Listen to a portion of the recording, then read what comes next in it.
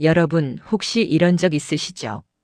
아침에 일어나 화장실 가려고 침대에서 일어서는데 무릎이 뻣뻣하게 굳은 것 같은 느낌. 한두 걸음 걸어야 겨우 풀리는 그 순간 말입니다. 혹은 마트에서 장을 보고 집까지 걸어오는데 예전엔 아무렇지 않았던 그 거리가 어느 순간부터 조금 버겁게 느껴지기 시작하는 것. 계단 한층 오르는 것도 숨이 차고 무릎에 힘이 없어서 난간을 꼭 잡아야 안심이 되는 그런 날들이 늘어나고 있지는 않으신가요? 처음엔 그냥 그날 조금 피곤해서 그런가 보다 하고 넘어갑니다. 어제 무리했나, 날씨가 추워서 그런가, 뭐 이런저런 이유를 찾아보죠. 그런데 그게 한두 번이 아니라 자꾸만 반복되면 그때부터는 조금씩 마음 한구석이 무거워지기 시작합니다. 이게 나이 들어서 그런 건가 하는 생각이 스멀스멀 올라오거든요. 그리고 주변 분들께 말씀드리면 다들 이렇게 말씀하시죠. 나이 들면 다 그렇지 뭐. 우리 나이에 어디 하나 안 아픈 데가 있어야지. 맞습니다. 나이가 들면 몸이 예전 같지 않은 건 자연스러운 일입니다. 그걸 부정할 순 없어요. 하지만 그렇다고 해서 그냥 손 놓고 있어야만 하는 걸까요? 그냥 이대로 조금씩 불편해지는 걸 받아들이고 할 수 있는 일들을 하나둘씩 포기하면서 살아야 하는 걸까요? 저는 그렇게 생각하지 않습니다. 그리고 여러분도 마음 깊은 곳에선 그렇게 생각하지 않으실 겁니다. 그래서 지금 이 이야기를 들어주고 계신 거겠죠. 오늘 제가 여러분께 드리고 싶은 이야기는 바로 우리 다리에 관한 것입니다. 다리. 우리 몸에서 가장 힘든 일을 묵묵히 해내는 이 두 기둥 말입니다. 아침에 눈을 뜨는 순간부터 밤에 다시 침대에 눕기까지 우리를 지탱하고 옮겨주고 움직이게 해주는 이 소중한 다리에 대해서 말이죠. 다리는 단순히 걷는 데만 필요한 게 아닙니다. 생각해 보세요. 다리가 튼튼해야 마음 편하게 외출을 할 수 있습니다. 손주들이 놀러와서 공원에 가자고 할 때 주저하지 않고 함께 나설 수 있죠. 친구들과 약속을 잡을 때도 장소를 고민하지 않아도 됩니다. 여행을 가고 싶을 때 가고 보고 싶은 사람을 만나러 갈 수 있습니다. 이게 다 다리가 건강할 때 가능한 일들입니다. 반대로 다리가 약해지면 어떻게 될까요? 조금씩, 정말 조금씩 우리의 세상이 좁아지기 시작합니다. 먼저 계단이 있는 곳을 피하게 되고 걷는 거리가 긴 곳도 부담스러워집니다. 그러다 보면 만남도 줄어들고 나들이도 줄어듭니다. 집 안에 있는 시간이 점점 길어지죠. 그렇게 활동이 줄어들면 다리는 더 약해지고 약해진 다리 때문에 또 활동이 줄어드는 악순환이 시작됩니다. 여러분, 이건 단순히 불편함의 문제가 아닙니다. 우리의 자유와 존엄의 문제입니다. 내가 가고 싶은 곳에 갈 수 있다는 것, 하고 싶은 것을 할 수 있다는 것, 누군가에게 의지하지 않고 스스로 움직일 수 있다는 것. 이것이 바로 우리가 지켜야 할 가장 소중한 것들입니다. 그래서 오늘 이 시간에는 우리 다리를 약하게 만드는 것들, 특히 우리가 무심코 먹고 있는 음식들에 대해서 차근차근 이야기해 보려고 합니다. 그리고 그것들을 어떻게 조금씩 바꿔나갈 수 있는지 어렵지 않은 방법들도 함께 나눠보려고 합니다. 무엇보다 중요한 건 이 모든 것이 완벽하게 해내야 하는 게 아니라는 점입니다. 조금씩 할 수 있는 만큼 천천히 바꿔가면 됩니다. 자, 그럼 이제 시작해 볼까요? 편안하게 앉으셔서 혹은 누우셔서 천천히 들어주시면 됩니다. 첫 번째 이야기, 기름진 고기. 여러분, 고기 좋아하시죠? 삼겹살 구워서 상추에 싸먹는 맛, 갈비찜의 그 부드러운 식감, 돼지고기 김치찌개에 고기 한 점 건져 먹는 그 순간. 참 좋습니다. 저도 압니다. 고기만큼 든든하고 맛있는 게 또 어디 있겠어요. 특히 우리 세대는 어렸을 때 고기를 마음껏 먹지 못했던 기억이 있으시죠? 명절이나 특별한 날에나 먹을 수 있었던 귀한 음식이었습니다. 그래서인지 지금도 고기를 보면 반갑고 푸짐하게 차려진 고기상을 보면 마음이 흐뭇해집니다. 손주들 오면 고기 사다가 구워주고 가족 모이면 고깃집 가는 게 당연한 일이 되었죠. 그런데 말입니다. 나이가 들면서 우리 몸이 고기, 특히 기름진 고기를 대하는 방식이 달라집니다. 젊었을 때는 기름진 고기를 먹어도 몸이 잘 처리했습니다. 소화도 잘 되고 에너지로도 잘 쓰였죠. 그런데 60대, 70대가 되면 이야기가 달라집니다. 기름진 고기를 드시고 나서 이런 경험 해보신 적 있으시죠? 소화가 잘 안 되는 것 같고 속이 더부룩하고 왠지 몸이 무겁게 느껴지는 것. 그냥 일시적인 현상이라고 생각하기 쉽지만 그 안에서는 우리가 보지 못하는 일들이 일어나고 있습니다. 기름진 고기에 들어있는 포화지방, 이게 문제입니다. 이 포화지방이 우리 혈관벽에 조금씩 쌓이기 시작합니다. 눈에 보이지 않으니까 모르고 지나가지만 마치 오래된 수도관 안에 때가 끼듯이 혈관 안쪽에 기름기가 달라붙는 거죠. 그러면 혈관이 좁아집니다. 길이 좁아지면 차가 막히듯이 혈관이 좁아지면 피가 원활하게 흐르지 못합니다.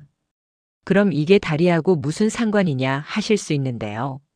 관계가 아주 큽니다. 우리 다리, 특히 다리 근육은 일을 많이 하는 만큼 산소와 영양분이 많이 필요합니다. 그런데 혈관이 좁아져서 피가 잘 안 내려가면 어떻게 될까요? 다리 근육에 필요한 산소와 영양분이 제대로 공급되지 않습니다. 그러면 다리 근육이 점점 약해집니다. 힘이 빠지고 지구력도 떨어집니다. 조금만 걸어도 다리가 무겁고 계단 오르면 금방 지칩니다. 그리고 이상하게 쥐가 잘 나기도 하죠. 밤에 자다가 갑자기 종아리에 쥐가 나서 깜짝 놀라 깨는 경험 많이 해보셨을 겁니다. 그게 다 혈액순환이 제대로 안 되어서 생기는 일입니다. 더 문제는 이겁니다. 다리 근육이 약해지면 우리 몸 전체의 근육량이 줄어듭니다. 나이가 들면 어차피 근육이 줄어드는 건 자연스러운 현상인데 기름진 고기를 자주 먹으면 그 속도가 더 빨라집니다. 근육이 줄어들면 기초대사량이 떨어지고 같은 양을 먹어도 살이 더 잘 찝니다. 특히 배 나오고 허벅지는 가늘어지는 그런 체형으로 변하게 되죠. 그럼 고기를 아예 끊어야 하냐? 그건 아닙니다. 고기에는 우리 몸에 필요한 단백질이 들어있으니까요. 다만 고르는 방법과 먹는 방법을 조금만 바꾸시면 됩니다. 삼겹살이나 갈비처럼 기름이 많은 부위 대신 안심이나 등심처럼 살코기 부위를 선택하시면 좋습니다. 돼지고기보다는 닭고기가 낫고 닭고기 중에서도 껍질을 벗긴 가슴살이 가장 좋습니다. 소고기도 기름이 적은 부위를 선택하시면 됩니다. 요리 방법도 중요합니다. 기름에 튀기거나 굽는 것보다는 삶거나 찌는 게 훨씬 좋습니다. 닭가슴살 삶아서 찢어 먹는 것, 처음엔 좀 심심하게 느껴지실 수 있는데요. 들깨가루나 참깨 같은 걸 살짝 뿌려 드시면 고소한 맛이 나서 생각보다 맛있습니다. 간장이나 된장에 살짝 양념해서 드셔도 좋고요. 그리고 이것만 기억하시면 됩니다. 일주일에 한두 번 정도 가족들과 함께 고깃집 가서 드시는 건 괜찮습니다. 그것까지 참으실 필요 없어요. 다만 매일매일 식탁에 기름진 고기가 오르는 건 조금 줄여보시자는 겁니다. 오늘은 생선, 내일은 두부, 모레는 닭가슴살 이런 식으로 번갈아가며 드시면 됩니다. 두 번째 이야기 라면. 라면 이야기를 안 할 수가 없네요. 여러분 라면 좋아하시죠? 저도 압니다. 출출할 때 끓여 먹는 라면 한 그릇, 김치 몇 조각 올려서 후루룩 드시는 그 맛. 간단하고 빠르고 맛있잖아요. 특히 혼자 계실 때 아침 저녁 챙겨 드시기 귀찮으실 때 라면만큼 편한 게 없습니다. 물 끓이고 면 넣고 스프 넣으면 끝이니까요. 손주들도 좋아하고 가끔 밤늦게 출출할 때 한 그릇 끓여 먹으면 속도 든든하고 잠도 잘 오는 것 같고 그렇습니다. 그런데 말입니다. 라면이 우리 다리에는 그리 좋은 친구가 아닙니다. 왜 그런지 찬찬히 말씀드릴게요. 라면의 가장 큰 문제는 나트륨입니다. 소금기죠. 라면 한 그릇에 들어있는 나트륨 양이 우리가 하루에 먹어야 할 양의 거의 전부 혹은 그 이상입니다. 스프를 다 넣으면 특히 더 그렇죠. 나트륨을 많이 먹으면 우리 몸에 물이 많이 고입니다. 붓는다는 표현을 많이 쓰시죠. 라면 먹고 자고 나면 아침에 얼굴이 붓고 손가락이 붓고 다리도 붓습니다. 양말 자국이 깊게 패이고 신발이 꽉 끼는 것 같은 느낌 받아보신 적 있으실 겁니다. 이 붓기가 일시적이라면 그나마 다행인데 자주 반복되면 문제가 됩니다. 특히 다리는 중력 때문에 물이 아래로 내려가서 더 잘 붓습니다. 발목과 종아리, 발등이 퉁퉁 붓는 거죠. 다리가 부으면 어떻게 될까요? 무겁습니다. 걸을 때마다 다리가 천근만근 무거운 느낌이 듭니다. 그리고 붓기 때문에 관절의 움직임도 부드럽지 않습니다.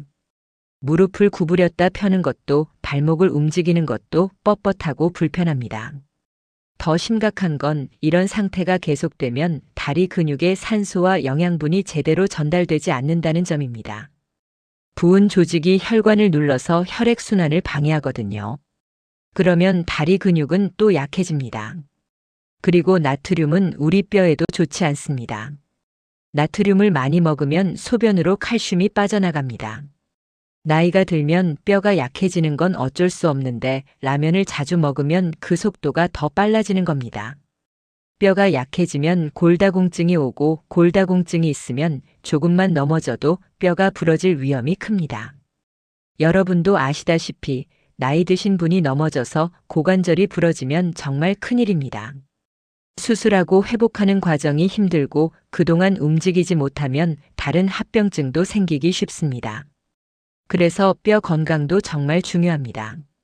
그럼 라면을 아예 먹지 말아야 하냐? 그것도 너무 가혹한 일이죠. 가끔 먹고 싶을 때가 있고 간편하게 끼니를 때우고 싶을 때도 있으니까요. 이렇게 해보시면 어떨까요? 라면을 드실 때 스프는 절반만 넣으시거나 아니면 3분의 1 정도만 넣으세요. 처음엔 싱겁게 느껴지실 수 있는데 김치를 곁들여 드시면 그 맛으로 충분히 보완됩니다. 파, 양파, 버섯 같은 채소를 듬뿍 넣어서 끓이시면 국물 맛도 더 좋아지고 영양도 좋아집니다. 그리고 면을 한번 삶아서 물을 버리고 새 물에 다시 끓이는 방법도 있습니다. 좀 번거롭긴 하지만 이렇게 하면 면에 묻어있던 기름기와 나트륨을 많이 줄일 수 있습니다. 가장 좋은 건 라면을 드시는 횟수 자체를 줄이는 겁니다. 일주일에 한두 번 정도로 제한하시고 다른 날에는 따뜻한 국이나 찌개를 끓여 드시는 게 좋습니다. 된장국에 두부 넣고 미역 넣고 끓이면 맛도 좋고 몸에도 좋습니다. 북어국도 좋고요. 세 번째 이야기 술. 술 이야기는 조심스럽습니다. 평생 술을 즐겨오신 분들께는 듣기 불편하실 수도 있거든요. 하지만 우리 다리를 위해서 그리고 앞으로 더 건강하고 자유롭게 사시려면 꼭 한 번은 생각해 봐야 할 주제입니다. 여러분 중에는 매일 저녁 소주 한두 잔씩 하시는 분들도 계시고 친구들 만나면 소주 한 병 정도는 거뜬히 드시는 분들도 계실 겁니다. 맥주 좋아하시는 분들도 많으시죠. 저녁 식사하면서 한 잔 친구들과 이야기 나누며 한 잔. 인생의 작은 낙이고 즐거움이니까요. 그런데 나이가 들면서 술이 우리 몸에 미치는 영향이 달라집니다. 젊었을 때는 술을 마셔도 다음날 괜찮았습니다. 간이 술을 빨리 분해했고 몸이 빨리 회복했죠. 그런데 60대, 70대가 되면 간 기능이 예전만 못합니다. 술을 분해하는 속도가 느려지고 그만큼 술이 우리 몸에 머무르는 시간이 길어집니다. 술, 정확히는 알코올이 우리 몸에 들어오면 여러 가지 문제를 일으킵니다. 먼저 혈관을 손상시킵니다. 혈관벽을 약하게 만들고 혈관이 좁아지게 만듭니다. 그러면 다리로 가는 혈액순환이 나빠지겠죠. 그리고 술은 우리 몸의 수분 균형을 깨트립니다. 술을 마시면 소변이 자주 마려운 경험 해보셨죠? 알코올이 이뇨작용을 일으켜서 그렇습니다. 몸에서 물이 빠져나가면 혈액이 끈적끈적해집니다. 끈적한 혈액은 잘 흐르지 못하고 그러면 또 다리 근육에 산소와 영양분이 제대로 전달되지 않습니다. 술을 마신 다음 날 아침 다리가 특히 더 무겁고 붓는 것 같은 느낌 받아보신 적 있으실 겁니다. 그게 다 이런 이유 때문입니다. 더 심각한 건 근육에 미치는 영향입니다. 알코올은 근육을 만드는 과정을 방해합니다. 우리가 음식을 먹으면 그 속의 단백질로 근육을 만드는데 술을 마시면 이 과정이 제대로 안 됩니다. 오히려 근육이 분해됩니다. 특히 나이가 들면 근육이 줄어드는 속도가 빨라지는데 술을 자주 마시면 그 속도가 더 빨라집니다. 다리 근육이 줄어들면 어떻게 될까요?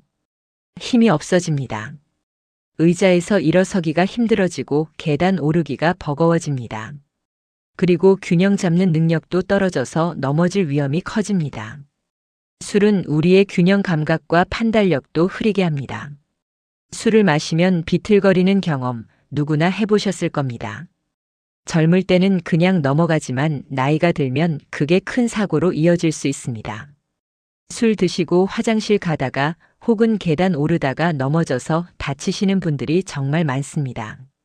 그리고 술은 수면의 질도 떨어뜨립니다.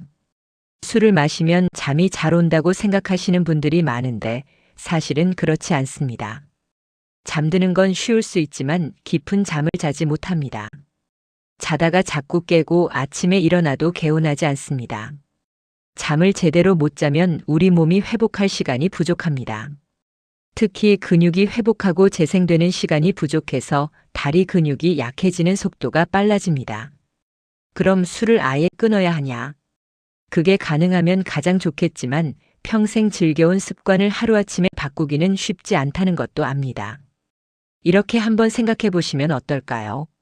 매일 드시던 걸 이틀에 한 번으로, 이틀에 한 번 드시던 걸 사흘에 한 번으로 조금씩 줄여보시는 겁니다. 그리고 한 번에 드시는 양도 조금씩 줄여보세요. 소주 한 병 드시던 걸 반 병으로, 맥주 2캔 드시던 걸 1캔으로. 술 대신 다른 음료를 드시는 것도 좋습니다. 따뜻한 보리차, 결명자차, 둥글레차 같은 것들. 처음엔 심심하게 느껴지실 수 있는데 익숙해지면 오히려 그 편안한 맛이 좋습니다. 네 번째 이야기, 달콤한 빵. 빵 이야기를 해볼까요? 요즘 빵집이 정말 많아졌죠. 동네마다 크고 작은 빵집들이 있고 지나가다 보면 고소하고 달콤한 냄새가 솔솔 납니다. 그 냄새를 맡으면 자연스럽게 발걸음이 그쪽으로 향하게 되고 들어가서 보면 맛있어 보이는 빵들이 가득합니다. 크림빵, 단팥빵, 소보로빵, 식빵에 버터 발라 먹는 것, 카스텔라, 파운드 케이크. 아침에 간단하게 한두 개 드시고 오후에 커피 마실 때 또 한 개 드시고 손주들 오면 맛있는 빵 사다 주시고 그렇게 빵이 우리 일상에 자연스럽게 자리 잡았습니다. 빵이 나쁘다는 건 아닙니다. 문제는 달콤한 빵, 설탕이 많이 들어간 빵입니다. 그리고 버터나 크림이 듬뿍 들어간 빵이죠. 달콤한 빵을 드시면 어떻게 될까요? 일단 맛있습니다. 입에서 사르르 녹고 달콤한 맛이 기분을 좋게 만듭니다. 그런데 우리 몸 안에서는 급격한 변화가 일어납니다. 설탕이 많이 들어간 빵을 먹으면 우리 혈액 속 당 수치가 확 올라갑니다. 그러면 우리 몸은 인슐린이라는 호르몬을 많이 내보냅니다. 인슐린은 혈액 속의 당을 세포로 보내는 역할을 하는데요. 문제는 나이가 들면 이 인슐린이 제 역할을 잘못한다는 겁니다. 그래서 혈당이 오래 높은 상태로 유지되고 이게 반복되면 당뇨병으로 이어질 수 있습니다. 혈당이 높으면 혈관이 손상됩니다. 특히 가느다란 혈관부터 먼저 문제가 생기는데요. 우리 다리 끝, 발과 발가락으로 가는 혈관들이 그렇습니다. 이 혈관들이 손상되면 다리와 발에 저림이 오고 감각이 둔해집니다. 발을 다쳐도 잘 모르게 되고 상처가 나도 잘 낫지 않습니다. 그리고 단 음식을 먹으면 몸에 염증이 생기기 쉽습니다. 염증이라는 게 눈에 보이는 게 아니라서 모르고 지나가기 쉬운데요. 우리 몸 곳곳에서 조용히 문제를 일으킵니다.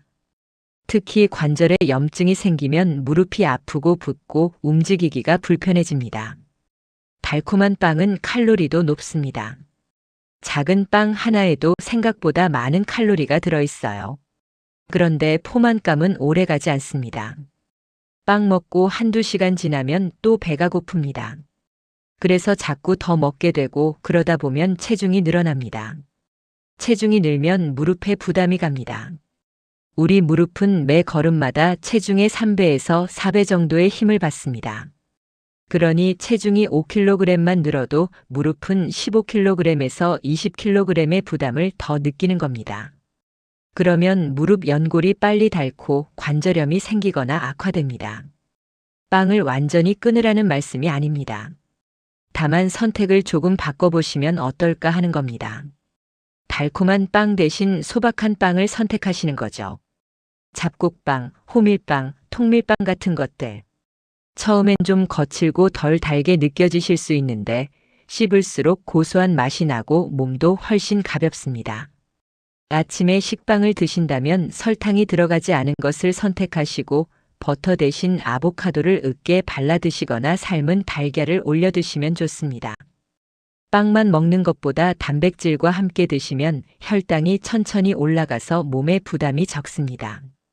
오후에 출출할 때는 빵 대신 과일 한 조각이나 견과류 한 줌을 드시는 것도 좋습니다.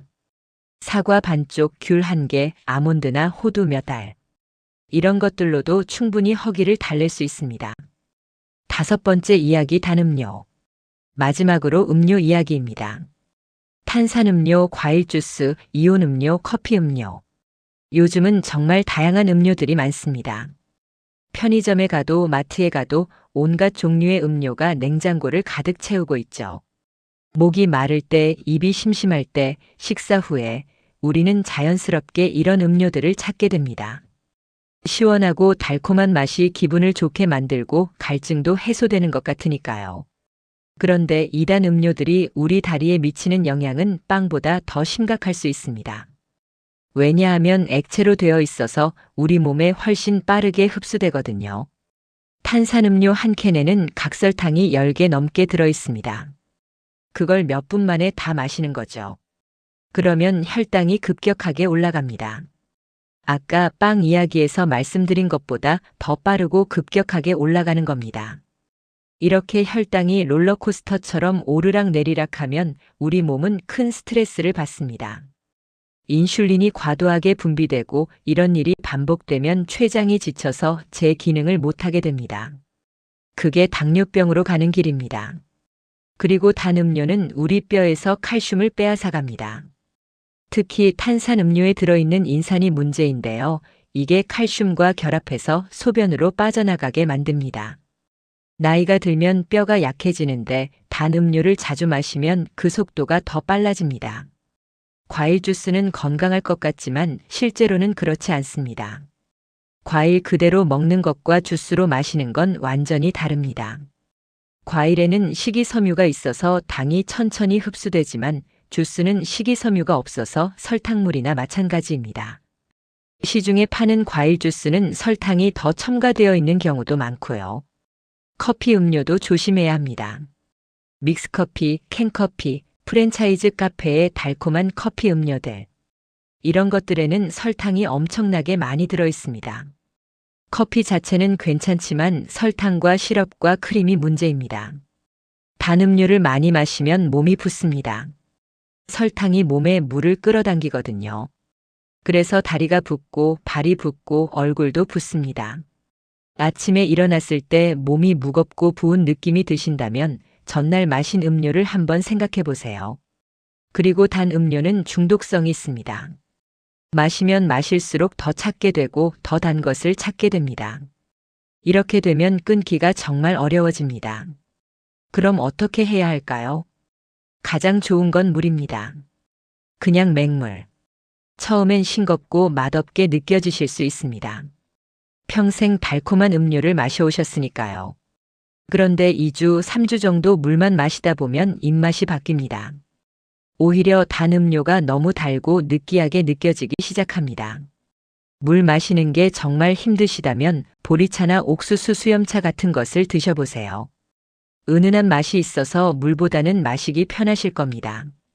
레몬이나 오이를 얇게 썰어서 물에 띄워 드시는 것도 좋은 방법입니다. 커피를 드신다면 설탕과 시럽을 빼고 드시는 연습을 해보세요. 처음엔 쓰게 느껴지지만 익숙해지면 커피 본연의 향과 맛을 즐기실 수 있습니다. 우유를 조금 넣어 드시면 부드러워서 마시기 좋습니다. 하루에 물을 얼마나 마셔야 하냐고 물으시는 분들이 많은데요. 정확한 양은 사람마다 다르지만 보통 하루에 6잔에서 8잔 정도가 적당합니다. 한 번에 많이 마시는 것보다 조금씩 자주 마시는 게 좋습니다. 운동 이야기 다리를 깨우는 시간. 자, 여기까지 우리 다리를 약하게 만드는 음식들에 대해 이야기했습니다. 이제는 다리를 강하게 만드는 방법에 대해 이야기해 볼까요? 바로 운동입니다. 운동이라는 말을 들으면 부담스러우신가요? 혹시 이런 생각하고 계신 건 아닌가요? 나이가 이렇게 많은데 무슨 운동을, 무릎도 안 좋은데 운동하면 더 다치는 거 아닌가? 피곤한데 운동까지 하려면 너무 힘들 것 같다. 그런 걱정 충분히 이해합니다. 하지만 제가 지금부터 말씀드릴 운동은 헬스장에 가거나 특별한 도구가 필요한 것도 아니고 땀을 뻘뻘 흘리며 해야 하는 격렬한 것도 아닙니다. 집에서, 아니 침대나 의자에 앉아서도 할 수 있는 부드럽고 안전한 움직임들입니다. 먼저 이것만은 꼭 기억하세요. 움직이지 않으면 다리는 더 약해집니다. 아프고 불편해서 움직이지 않으면 근육은 점점 줄어들고 관절은 더 굳어집니다. 반대로 조금씩이라도 움직이면 다리는 다시 살아납니다. 나이는 숫자일 뿐 우리 몸은 언제든 변할 수 있습니다. 그럼 지금부터 하루 일과 속에서 자연스럽게 할 수 있는 다리 운동들을 소개해 드리겠습니다. 취침 전 5분 하루를 정리하는 다리 의식. 밤에 잠자리에 들기 전 딱 5분만 내보세요. 이미 누워 계시다면 그대로 누운 채로 할 수 있는 동작들입니다. 먼저 편안하게 누우세요. 베개는 편한 높이로 조절하시고 이불은 적당히 덮으시고요. 심호흡을 천천히 3번 합니다. 코로 깊이 들이마시고 입으로 천천히 내쉬세요. 하루 동안 쌓였던 긴장이 조금씩 풀리는 걸 느껴보세요. 이제 발목을 천천히 움직여 봅니다. 발끝을 쭉 펴서 앞으로 밀었다가 다시 발끝을 몸쪽으로 당겨봅니다. 앞으로 뒤로. 천천히 부드럽게 10번 반복합니다. 이 동작이 종아리 근육을 부드럽게 풀어주고 발목 관절을 유연하게 만들어줍니다. 다음은 무릎 구부리기입니다. 한쪽 다리의 무릎을 천천히 구부려서 가슴 쪽으로 당겨봅니다. 손으로 무릎을 살짝 감싸서 더 가까이 당겨도 좋습니다. 허벅지 뒤쪽이 살짝 당기는 느낌이 들 때까지만 당기세요. 아프면 안 됩니다. 그 자세로 5초 정도 유지했다가 천천히 펴고 반대쪽 다리도 똑같이 합니다. 양쪽 다리를 번갈아 가며 5번씩 반복합니다. 이 동작은 고관절을 부드럽게 만들고 허벅지와 엉덩이 근육을 스트레칭해 줍니다. 하루 종일 앉아 계셨거나 서 계셨던 근육들이 이완되면서 편안해집니다. 마지막으로 다리 올리기입니다. 한쪽 다리를 무릎을 펴고 천천히 들어 올립니다. 너무 높이 올리려고 하지 마세요. 30cm 정도 이불 두께만큼만 올려도 충분합니다. 그 상태로 3초 정도 유지했다가 천천히 내립니다. 양쪽 다리를 번갈아 가며 10번씩 합니다. 이 동작이 허벅지 앞쪽 근육, 우리가 대퇴사두근이라고 부르는 근육을 강화합니다. 이 근육이 바로 의자에서 일어설 때, 계단을 오를 때 쓰는 가장 중요한 근육입니다. 5분이 채 안 걸립니다. 그런데 이걸 매일 밤 하면 다음날 아침 다리가 한결 가볍습니다. 그리고 2주, 3주 지나면 확실히 차이를 느끼실 겁니다. 침대에서 일어날 때, 화장실 갈 때 다리가 예전보다 가볍고 부드럽게 움직인다는 걸 알게 되실 겁니다. 아침 3분 하루를 시작하는 다리 깨우기. 아침에 일어나시면 서두르지 마세요. 침대에서 바로 벌떡 일어나려고 하지 마시고 잠시 앉아 계세요. 침대 가장자리에 편안하게 앉으세요. 그 상태에서 발을 바닥에 내려놓고 발끝으로 바닥을 톡톡톡 두드려 봅니다. 마치 피아노 치듯이 발가락을 하나하나 움직여 보세요. 이게 발과 발목의 감각을 깨우고 혈액순환을 시작하게 만듭니다. 이제 발 뒤꿈치를 바닥에 붙인 채로 발끝만 들어 올립니다. 발등이 당기는 느낌이 들 때까지 들어 올렸다가 내립니다. 10번 반복합니다. 이번에는 반대로 발끝을 바닥에 붙이고 발 뒤꿈치를 들어 올립니다. 종아리에 힘이 들어가는 걸 느끼실 겁니다. 이것도 10번 반복합니다. 이 간단한 동작이 종아리 근육을 깨우고 다리 전체의 혈액순환을 촉진합니다. 밤새 누워있던 다리에 혈액이 다시 활발하게 흐르기 시작하는 겁니다. 이제 일어서 볼까요? 침대에서 일어설 때는 천천히 안전하게 일어서세요. 한 손으로 침대나 벽을 짚고 일어서시면 더 안전합니다. 일어서셨으면 제자리에서 발걸음을 천천히 옮겨봅니다. 제자리 걸음이죠. 무릎을 너무 높이 올리려고 하지 마세요. 편안하게 자연스럽게 마치 천천히 걷는 것처럼 30초 정도 합니다. 이게 전부입니다. 3분도 안 걸립니다. 하지만 이 3분이 하루를 완전히 바꿔놓습니다. 다리가 깨어나고 관절이 부드러워지고 첫 발걸음이 한결 가볍고 안정적으로 느껴집니다. 점심 후 15분 오후를 가볍게 만드는 습관. 점심 식사 후에는 소화도 시킬 겸 잠깐 걷는 시간을 가져보세요. 밖에 나가서 걸으시면 가장 좋지만 날씨가 안 좋거나 외출이 불편하시면 집 안에서 걸어도 됩니다. 중요한 건 속도가 아니라 꾸준함입니다.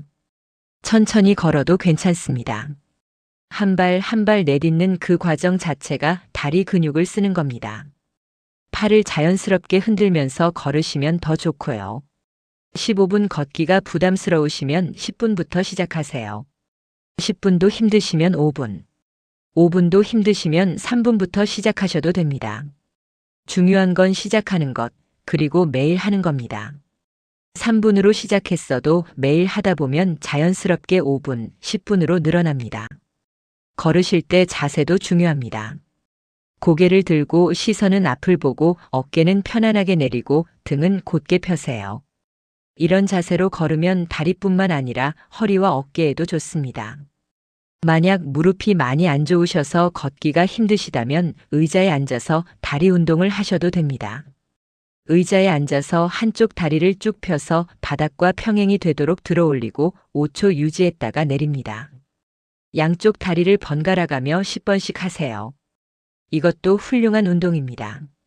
또 다른 방법은 의자에 앉았다가 일어서기를 반복하는 겁니다. 팔걸이가 있는 의자에 앉으셨다가 팔에 힘을 최대한 안 쓰고 다리 힘으로만 일어서 보세요. 처음엔 팔을 조금 사용하셔도 괜찮습니다. 천천히 일어섰다가 천천히 앉습니다. 이것을 10번 반복합니다. 이 운동이 허벅지와 엉덩이 근육을 강화하는데 아주 효과적입니다. 일상생활에서 가장 많이 쓰는 동작이 바로 앉았다 일어서기니까 이 근육이 강해지면 생활이 정말 편해집니다. 운동하실 때 꼭 기억하세요. 운동할 때 가장 중요한 건 안전입니다. 절대 무리하지 마세요. 아프면 멈추세요. 통증은 우리 몸이 보내는 경고 신호입니다. 그 신호를 무시하면 안 됩니다. 숨이 많이 차거나 어지럽거나 가슴이 답답하면 즉시 멈추고 쉬세요. 운동은 편안해야 합니다. 약간의 긴장감이나 당기는 느낌은 괜찮지만 날카로운 통증이나 심한 불편함은 안 됩니다. 그리고 매일 같은 강도로 할 필요는 없습니다. 어떤 날은 컨디션이 좋아서 조금 더 할 수 있고 어떤 날은 피곤해서 조금만 해도 됩니다. 그날그날의 몸 상태를 들으면서 조절하세요. 운동 전에는 가볍게 몸을 풀어주시고 운동 후에는 스트레칭으로 마무리하세요. 그리고 물을 충분히 드세요. 운동 전에도 한 컵, 운동 후에도 한 컵. 마음을 담아드리는 마지막 이야기. 여러분, 여기까지 긴 이야기 들어주셔서 감사합니다. 오늘 제가 나눠드린 이야기들이 거창하거나 어려운 건 아닙니다. 다만 우리가 매일 하는 작은 선택들, 무엇을 먹고 어떻게 움직이는가에 대한 이야기였습니다. 우리 선조들의 지혜가 담긴 황제내경에 이런 말이 있습니다. 인지족, 유수직은 사람의 발은 나무의 뿌리와 같다는 말입니다.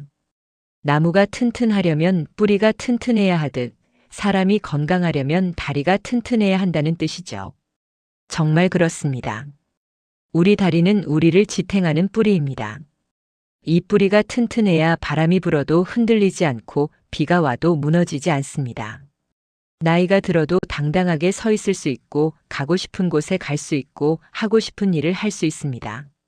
오늘 제가 말씀드린 것들을 당장 내일부터 완벽하게 실천하실 필요는 없습니다. 그건 오히려 부담이 되고 부담이 되면 오래 가지 못합니다. 작은 것 하나부터 시작하세요. 오늘 저녁부터 라면에 스프를 절반만 넣어보시는 건 어떨까요? 내일 아침 침대에서 일어나기 전에 발목을 천천히 돌려보시는 건 어떨까요? 모레부터는 탄산음료 대신 보리차를 마셔보시는 건 어떨까요? 이렇게 하나씩 조금씩 바꿔가다 보면 어느새 여러분의 다리가 달라져 있을 겁니다. 아침에 일어날 때 다리가 가볍고 장을 보고 돌아와도 덜 피곤하고 계단을 올라도 숨이 덜 차고 손주들과 공원을 산책해도 여유롭습니다. 그리고 무엇보다 중요한 건 여러분 스스로 자신의 건강을 지킬 수 있다는 자신감이 생깁니다. 나이가 들었다고 해서 그냥 모든 걸 받아들여야 하는 게 아니라 여전히 내가 내 삶을 선택하고 갖고 갈 수 있다는 걸 느끼게 됩니다. 여러분의 다리가 여러분을 더 많은 곳으로 더 오래 데려다 주기를 바랍니다. 보고 싶은 사람들을 만나러 가고 싶은 곳을 가고 하고 싶은 일을 하면서 자유롭고 행복한 노년을 보내시기를 진심으로 바랍니다.